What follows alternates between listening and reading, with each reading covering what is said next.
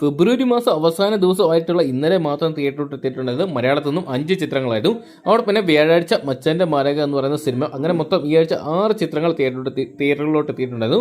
എന്നാൽ ഒരു ചിത്രത്തിനും ബോക്സ് ഓഫീസിൽ വലിയ ചലനങ്ങൾ സൃഷ്ടിക്കാൻ സാധിച്ചിട്ടുണ്ടോ എന്ന് സംശയമാണ്. എന്തൊക്കെയാണ് നമുക്ക് നേരെ വീഡിയോ ഇട്ട് പോവാം.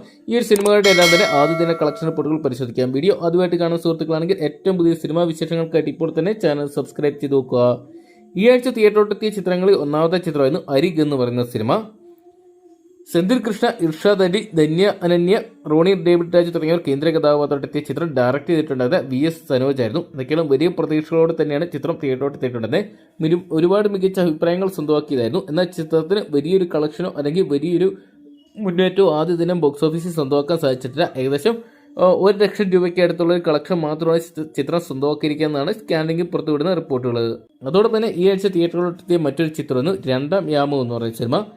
ചിത്രത്തിൽ കേന്ദ്ര കഥാപാത്രങ്ങളായിട്ട് സ്വാസിക വിജയ്, ധ്രുവന്, ഗൗതം കൃഷ്ണ, ജോയ് മാത്യു തുടങ്ങിയവരായിരുന്നു എത്തിയിട്ടുണ്ടായിരുന്നത്. ചിത്രം ഡയറക്ട് ചെയ്തിട്ടുള്ളത് നേമം പുഷ്പരാജായിരുന്നു. എന്തൊക്കെയാണ് വലിയ പ്രതീക്ഷകളോടെ തിയേറ്ററിലോട്ട് എത്തിയ ചിത്രത്തിന് എന്നാൽ ആദ്യ ദിനം നല്ലൊരു അഭിപ്രായമോ അല്ലെങ്കിൽ വലിയൊരു കളക്ഷനോ സ്വന്തമാക്കാൻ സാധിച്ചിട്ട് ഏകദേശം 1 ലക്ഷത്തിന് താഴെയോ അല്ലെങ്കിൽ 1 ലക്ഷത്തിനടുത്തുള്ള ഒരു കളക്ഷൻ മാത്രമാണ് ചിത്രത്തിനും ആദ്യ ദിനം സ്വന്തമാക്കാൻ സാധിച്ചിരിക്കുന്നതാണ് പുറത്തുവരുന്ന റിപ്പോർട്ടുകൾ. അതോടൊപ്പം തന്നെ ഇന്നലെ തിയേറ്ററിലോട്ട് എത്തിയ മറ്റൊരു ചിത്രം നോക്കിയാണ് ആത്മസഹോ എന്ന് പറയുന്ന സിനിമയാണ്. ചിത്രത്തിൽ രഞ്ജി പണിക്കരാണ് കേന്ദ്ര കഥാപാത്രമായിട്ട് എത്തിയിട്ടുള്ളത്. ചിത്രം ഡയറക്ട് ചെയ്തിട്ടുള്ളത് ഗോപു കിരൺ സദാശിവനായിരുന്നു. എന്തൊക്കെയാണ് ചിത്രത്തിന് ബോക്സ് ഓഫീസിൽ വലിയൊരു മുന്നേറ്റവും അല്ലെങ്കിൽ വലിയൊരു അഭിപ്രായം സ്വന്തമാക്കാൻ സാധിച്ചിട്ടില്ല.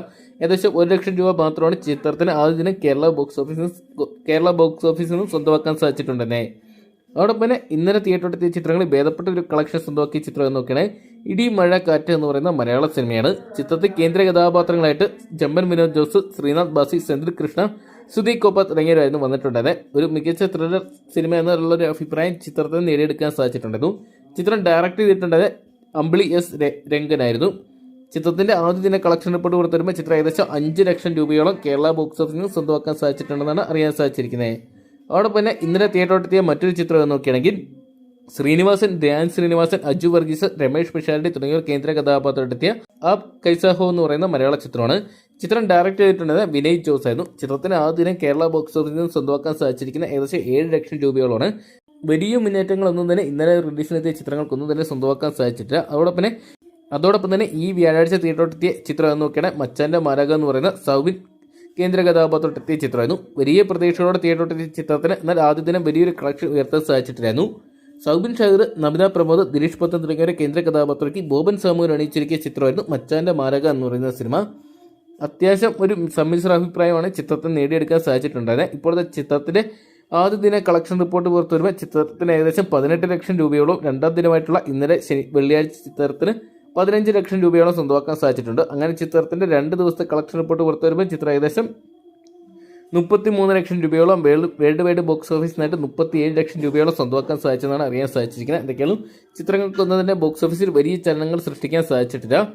അതൊക്കെയാണ് നമുക്ക് കാത്തിരിക്കാൻ ശനിയാഴ്ച ദിവസമായിട്ടുള്ള ഇന്ന് ചിത്രത്തിന്റെ കളക്ഷൻ ഉയരുമെന്ന് അറിയാൻ വേണ്ടി. ഈ 6 ചിത്രങ്ങൾക്കും വലിയ ബുക്കിംഗ് ഒന്നും തന്നെ ഇന്ന് സ്വന്തമാക്കാൻ സാധിച്ചിട്ടില്ല. എന്തൊക്കെയാണ് നമുക്ക് കാത്തിരിക്കാൻ ചിത്രത്തിന്റെ ഏറ്റവും പുതിയ ബോക്സ് ഓഫീസ് കളക്ഷൻ റിപ്പോർട്ടുകൾക്കായിട്ട്. അപ്പം ഈ ആഴ്ച തിയേറ്ററിലോട്ട് എത്തിയ ചിത്രങ്ങൾ നിങ്ങൾ ഇതിനോടൊപ്പം തന്നെ കണ്ടിട്ടുണ്ടെങ്കിൽ നിങ്ങളുടെ ഇഷ്ട സിനിമ ഏതാണെന്നും അതോടൊപ്പം സിനിമകളെ